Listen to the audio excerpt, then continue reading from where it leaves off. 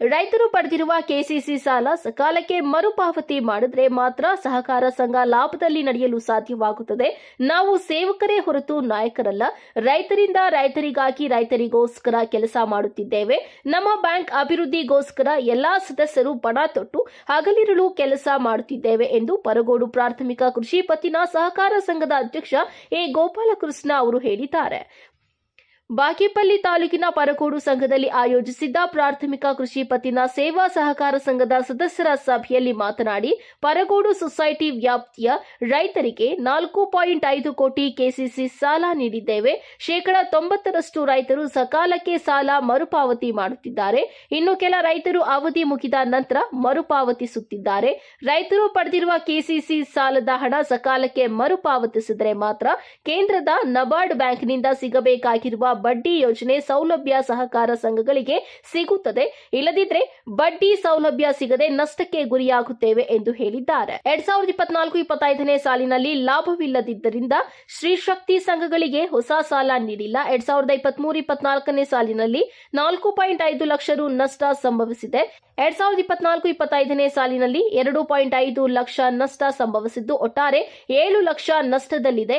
ರೈತರು ಸ್ತ್ರೀಶಕ್ತಿ ಸಂಘಗಳು ಪಡೆದುಕೊಂಡಿರುವ ಸಾಲ ಅವಧಿಯೊಳಗೆ ಮರುಪಾವತಿಸಿ ಸಹಕಾರ ಸಂಘ ಅಭಿವೃದ್ಧಿಗೆ ಕೈಜೋಡಿಸಬೇಕು ಎಂದರು. ಪರಗೋಡು ಪ್ರಾಥಮಿಕ ಕೃಷಿ ಪತ್ತಿನ ಸಹಕಾರ ಸಂಘದ ಕಾರ್ಯದರ್ಶಿ ನಾಗಭೂಷಣ ಆಡಿಟ್ ವರದಿ ಮಾಹಿತಿ ಓದಿ ಸದಸ್ಯರ ಒಪ್ಪಿಗೆ ಪಡೆದುಕೊಂಡರು.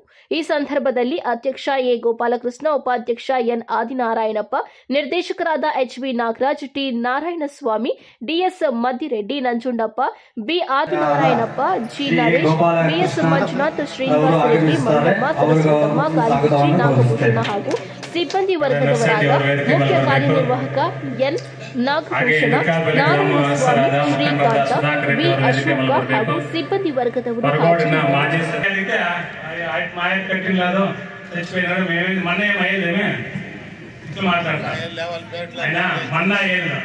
కట్టలేదనుకో మా అకౌంట్లో దుడ్డు కట్టాను 10 లక్షల 65,000 కట్టాను.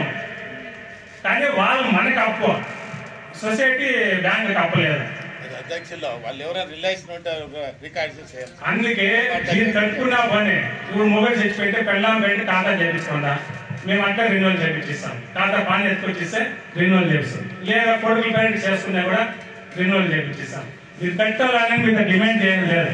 మామూలు మొదలు మనిషికి సొసైటీ ఇన్సూరెన్స్ ఉంటానంటే మొన్న అవునేమో అట్లేం లేదు. ఇక మనిషి మీద ఇన్సూరెన్స్ కాలేదు. ఇప్పుడు మనమైనా కూడా బాడీ లేదు, అడుగుతా అన్నారు. కట్టేయండి.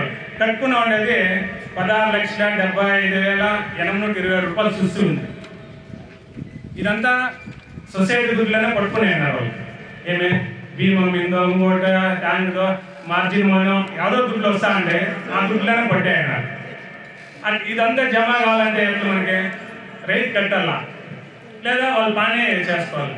వాళ్ళు కట్టలేదనుకో ముందు వయసు యాదో కానూన్ వస్తుంది. కానూన్ వచ్చినప్పుడు ఏమైతుంది చెప్పు, వడ్డీ మొదలు కూడా కట్టాల్సి వస్తుంది వాళ్ళు. ఇప్పుడు మేము నోటీస్ ఇచ్చేటప్పుడు కూడా అందరికీ వడ్డీ మొదలు లెక్కేసి నోటీస్ ఇచ్చినాం. యాడ ఎస్హెచ్జి సంఘాలు ఏమి సృష్టి ఉన్నాయో వాళ్ళకి, కేసీసీ సాలాలు ఎవరు సృష్టి ఉన్నాయో వాళ్ళకి ఇచ్చి వాళ్ళ ఇంట్లో సైన్ చేపించుకొని వచ్చినాం. కొందరు ఫోన్ చేసి రియాక్ట్ అయ్యి ఫోన్ చేసి ఏమన్నా మాకు ఇట్లా నోటీసు ఊనప్ప ఇట్లుంది, ఏదో అయింది, ఖాతా చేపించుకో చెప్పుకొచ్చి, లేదంటే వడ్డీ మొదలు కట్టాల్సి వస్తుంది. లేదు నువ్వు అసలు కట్టేది